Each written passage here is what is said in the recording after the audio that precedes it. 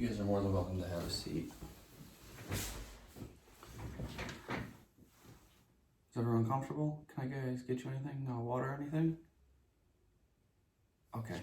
My sympathy to all of you, of course. We're gonna help you as much as possible, and we just have to go over some information today to finalize the arrangements and things like that. I actually pulled up pre-need. We have most of the work done, but there are some things that we still have to figure out.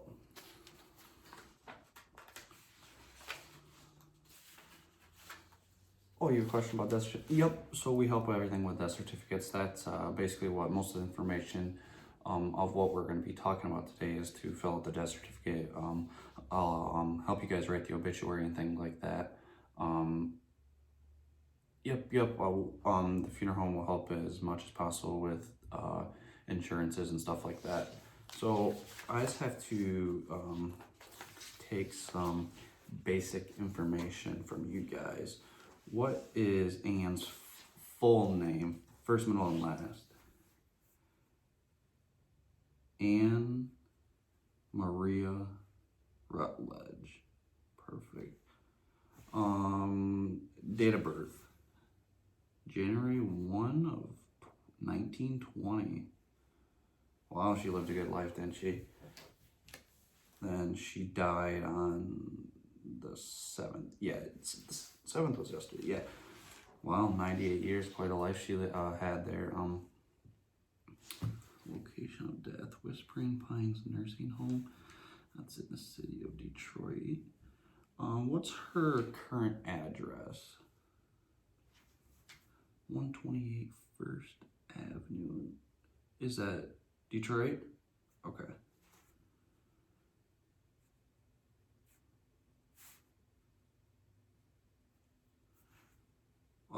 Can you give me the zip code for her address? 48127. Perfect. Thank you. Has she always lived in Detroit her whole life? Oh, she was actually born in Midland. Okay, perfect. That gets to our next question.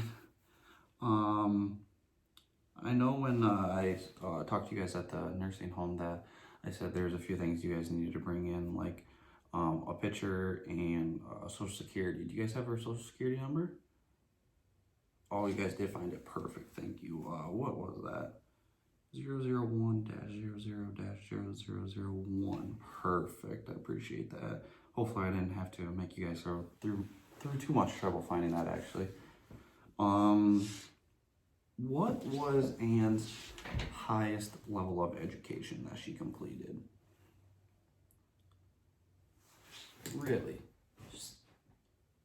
She completed 12th grade? Wow, that's pretty impressive. I know that it'd be my great-great-grandpa. He never even made it through 9th grade or something, but back in the 30s and 40s, a lot of people weren't even getting through high school. It's pretty amazing how some people did, such as Anne and stuff like that. Ancestry, French, German, Polish. What was she? Oh, really? Heavy German background. And French. Wow, perfect. No. I think we talked when we were there.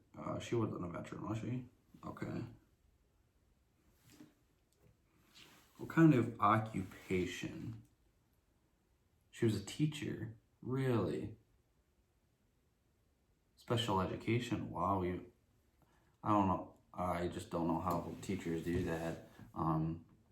Special education, I think, is one of the toughest and most challenging jobs actually in the world. It takes a special person to want to do that and to accomplish things like that.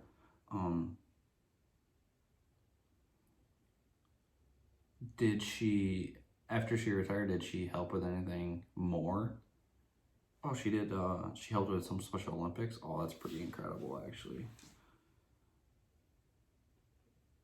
And George died, if I was informed right, correct? So she was a widow. Okay, perfect.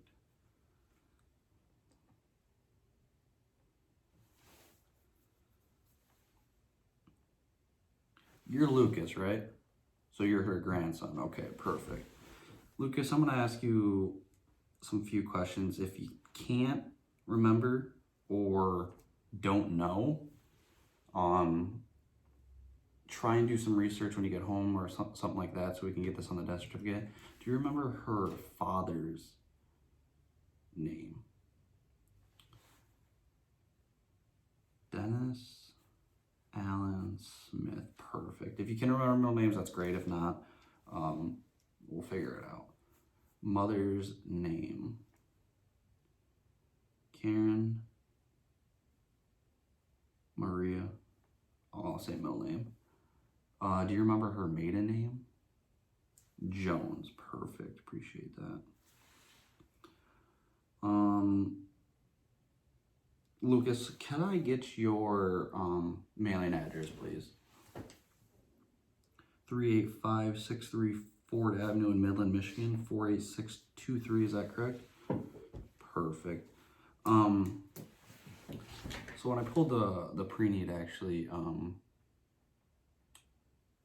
Anne wanted to be cremated. Is that still what you guys want? Perfect. Did she have any cemetery property, actually? Because I know she does. I think when I made the arrangements, I wrote a note saying that she didn't want to be buried here, but I don't know if she changed, but I had a note that said she wanted to be buried in Mount Elliott Cemetery. Is that still correct? Oh, she already has a plot there. Perfect. Mount Elliott Cemetery.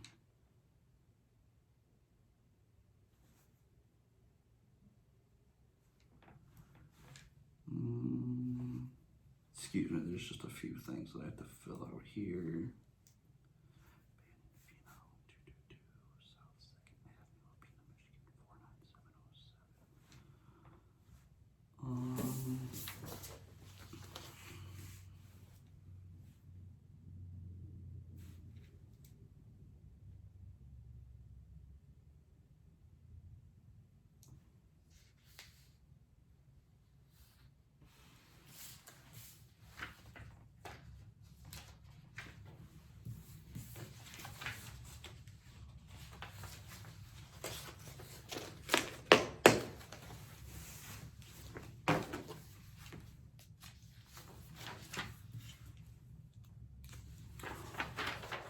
Okay, you said she wanted to be buried next to her husband, George. Yep, that is completely fine.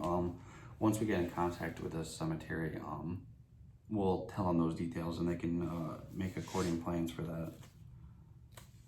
So, do you guys know when or what kind of day you guys want to have this? November 12th? Perfect. Yep, we can, we'll just check the calendar.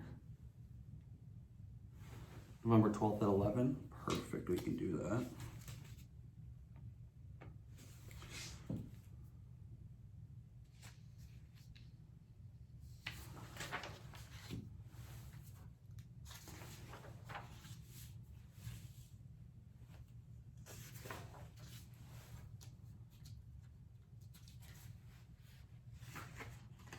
So the next thing that we have to talk about is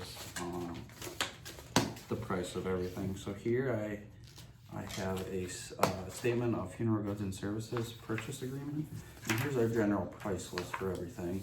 So everything from the urns and services such as